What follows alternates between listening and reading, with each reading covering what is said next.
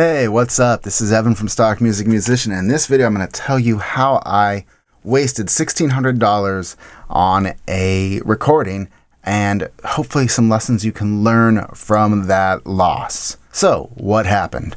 Probably 3 or 4 years ago at this point, I wrote this song. I thought it was super catchy, like would be really good for music licensing, and I kind of wanted to do an experiment because most of what I do is make instrumental stock music, put it up there.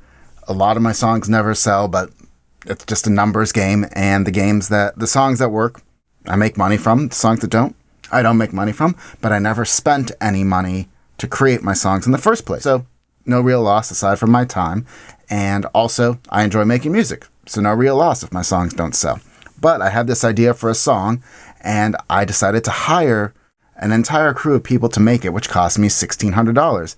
I thought this song was going to be sure to license, and unfortunately, it did not get any big licenses, no big placements. Along the way, it has made me money, though. I still make about $10 to $15 a month from it, and I probably made about $500 of that $1,600 back from small licenses, from in-store streaming, but I've never made that big chunk back. So what happened and why? Before we do that, though, I do want to let you know that if you're interested in learning to license your music the right way, aka not spending $1,600 on a song that makes you no money, be sure to sign up for my free music licensing crash course. The link's down below. So, what did I do? Well, I wrote the song, I wrote out a demo, and I hired StudioPros.com to produce the song. They had a bunch of professional musicians, engineers, everything that recorded, and I was pretty happy with the quality of the song.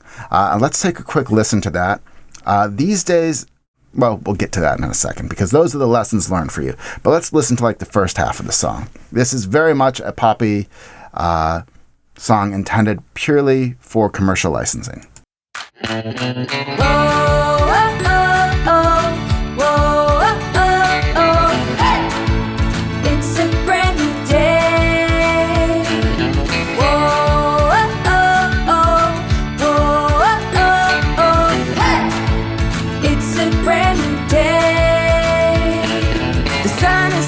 Let's fill the streets with peace and love and harmony. So grab a friend and come along. Fill your neighborhood with song. Now is the time to leave all of those old worries behind. Now is the time to leave all of those old worries behind.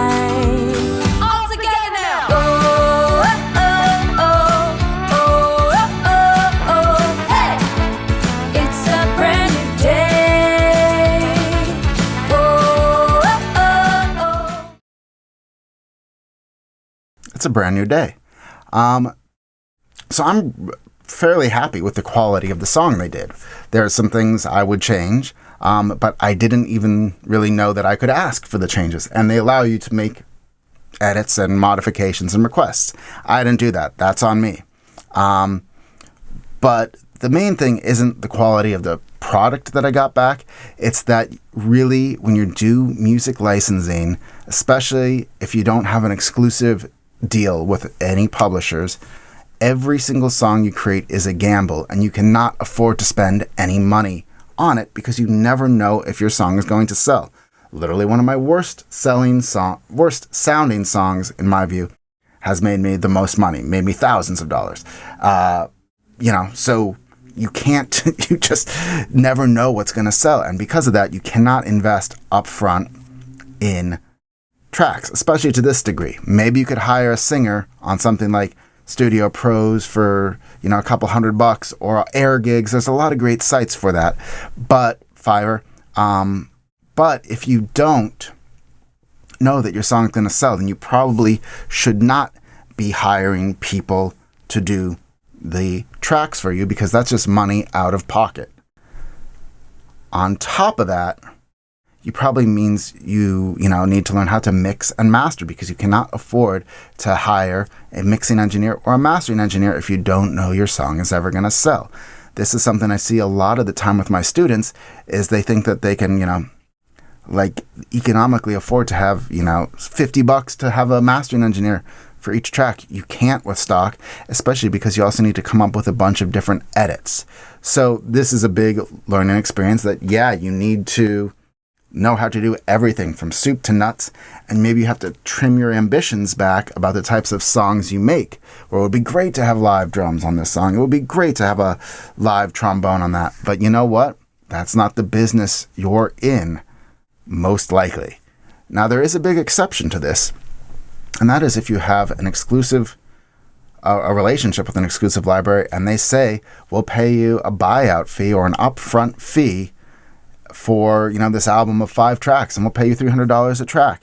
And, then you say, well, I know this song would be way better if it had a trumpet part. I'll spend $50 or $100, on Fiverr to hire somebody to play trumpet on it. And then I'll still have made $200, and the song will now be more licensable because I did that. And because you've got it with a library, you're not out money.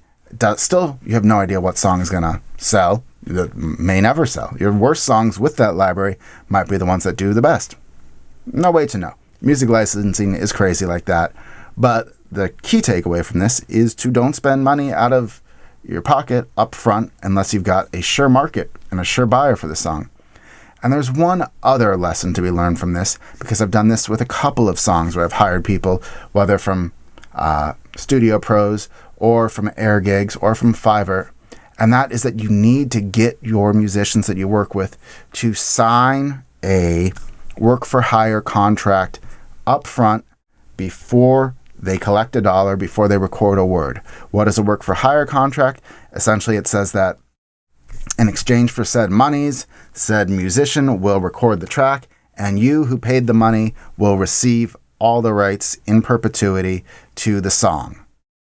If you don't have this, many libraries will not accept your songs, even though some sites will provide a blanket disclaimer, like, I don't even know. They got a blanket disclaimer saying you own all the rights. Some sites, will allow you to negotiate whatever you want, and that works for some libraries, but other libraries do not want to touch a song unless you have all the rights cleared away with every musician that participated.